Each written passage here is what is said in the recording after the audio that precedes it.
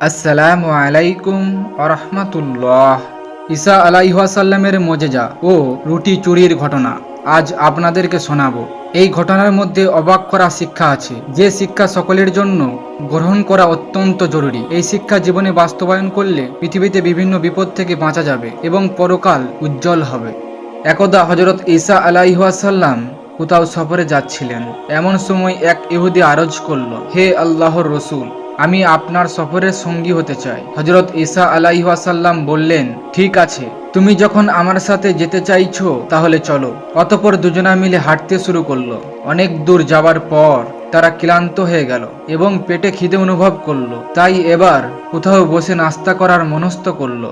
দুজনের নিকট মোট 3টি রুটি ছিল। 2টি রুটি দুজনে খাওয়ার পর হজরত ঈসা আলাইহিসসালাম বললেন, ভাই তুমি একটু বসো, আমি আসছি। একথা বলে তিনি চলে গেলেন। এদিকে ইহুদির মনে লোভের তীব্র বাসনা জেগে উঠল। সে ভাবল, যদি আমি এই 3য় রুটিটি লুকিয়ে রাখি তাহলে অন্য সময় একা খেয়ে নিতে পারবো। তাই সে উহাকে তার ব্যাগের মধ্যে লুকিয়ে রাখলো। একটু পরে হজরত ঈসা আলাইহিসসালাম ফিরে এসে প্লেটে রুটি না দেখে জিজ্ঞাসা করলেন, ভাই 3য় রুটিটি কোথায়? সে অকপটে জবাব দিল, আমি জানি না।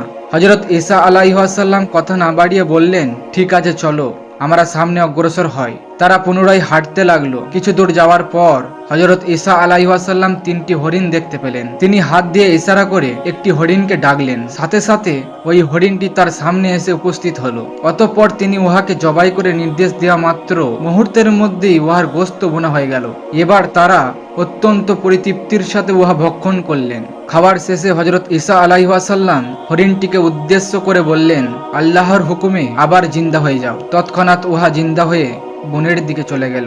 এদিকে ইহুদি বেচারা অত্যন্ত আশ্চর্যের সাথে সামনে সংঘটিত বিস্ময়কর এই ঘটনা প্রত্যক্ষ করছিল। এবার হজরত ঈসা আলাইহিসসালাম তাকে লক্ষ্য করে বললেন, যে আল্লাহ আমাকে এরূপ অলৌকিক কাজ দেখানোর ক্ষমতা দান করেছেন, তার কসম দিয়ে জিজ্ঞাসা করছি, সত্য করে বলো 3য় রুটিটি কোথায়?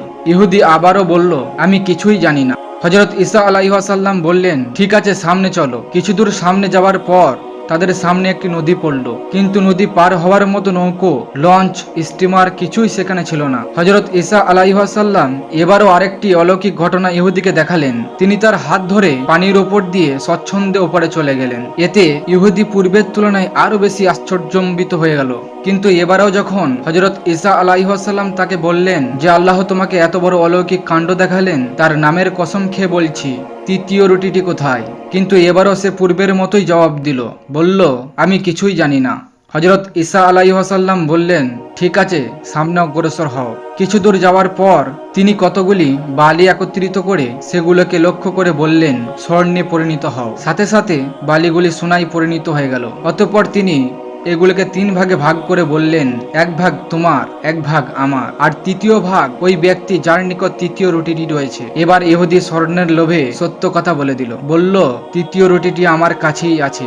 হজরত ঈসা আলাইহিসসালাম তাকে বললেন, সত্য কথাই যখন বললে তবে লও, এই সকল সোনা তোমারই। একথা বলে তিনি সবগুলো স্বর্ণ তার হাতে সোপর্দ করে অন্যদিকে চলে গেলেন। ঘটনাক্রমে সে পথে 2 ডাকাত কোথাও যাচ্ছিল। তারা স্বর্ণ নিয়ে এক ব্যক্তিকে দাঁড়িয়ে থাকতে দেখে অত্যন্ত আনন্দিত হলো। ভাবলো, আজকে আর কষ্ট করে দূরে যেতে হলো না, এখানেই শিকার পাওয়া গেল। তারা প্রথমে ধারালো অস্ত্র দিয়ে স্বর্ণের মালিক ইহুদিকে মেরে ফেলতে উদ্যত হলো এবং পরে যাবতীয় স্বর্ণ নিয়ে যাওয়ার মনস্থ করলো। কিন্তু ইহুদি কাকুতি মিনতি করে বলল, ভাই তোমরা আমাকে হত্যা করো না, চলো আমরা 3 জনে এই স্বর্ণগুলো ভাগ করে নিই। তারা এই প্রস্তাবে রাজি হলো। অতঃপর ইহুদি পরামর্শক্রমে সেই 2 ডাকাতের একজন খাদ্যদ্রব্য ক্রয়ের উদ্দেশ্যে বাজারে গেল। সে বাজার থেকে ভালো ভালো খাবার ক্রয় করলো, কিন্তু ফেরার পথে লোভ নামক মহাব্যাধি তাকে আক্রান্ত করলো। চকচকে এই স্বর্ণের সবগুলো একাই পাওয়ার জন্য তার হৃদয় মন ব্যাকুল হয়ে উঠল।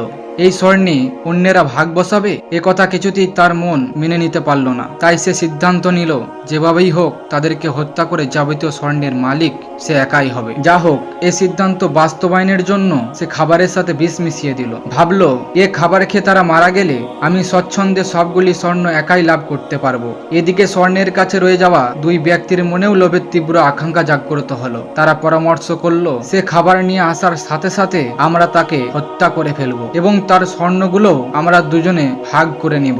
একদিকে তারা খাবার খেয়ে আগমনকারী ব্যক্তিকে হত্যার উদ্দেশ্যে খঞ্জর হাতে নিয়ে সম্পূর্ণ প্রস্তুত, আর অন্যদিকে সেও বিষ মিশ্রিত খাবার খাওয়ায়ে তার দুই সাথীকে দুনিয়া থেকে চিরবিদায় দিয়ে যাবতীয় স্বর্ণ লাভ করার অদম্য আগ্রহ লোভী মন নিয়ে সামনে অগ্রসর হচ্ছে। যা হোক, লোকটি যখন খাবার নিয়ে তাদের নিকট উপস্থিত হলো, তখন পূর্বের সিদ্ধান্ত অনুযায়ী দুজন একত্রে হামলা করে তাকে হত্যা করে ফেললো। এবার তাদের খুশি দেখে কে, কারণ এখন তো যাবতীয় স্বর্ণ তাদের ভাগ্যেই জুটবে। কিন্তু ভাগ্যর কি পরিহাস, বিষ মিশ্রিত খাবার খাওয়ার সাথে সাথে মৃত্যুর কোলে ঢলে পড়ল, আর স্বর্ণ তার আপন স্থানই পড়ে রইল। অতি লোভের কারণে কারো ভাগ্যে স্বর্ণ তো জুটলই না, অপরন্ত সকলকে প্রাণও দিতে হলো।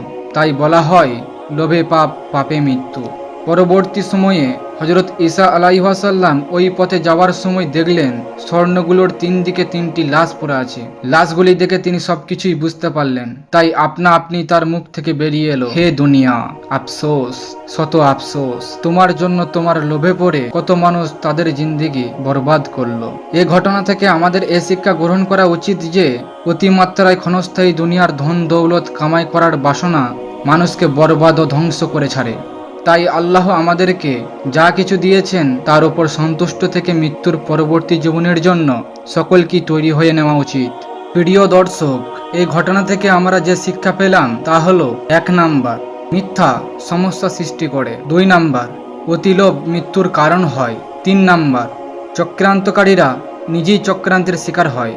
4 নাম্বার, প্রয়োজনের চেয়ে খুব বেশি সম্পদের প্রতি লোভ ভালো না। আশা করি আপনাদের এই সুন্দর তথ্যগুলি ভালো লেগেছে।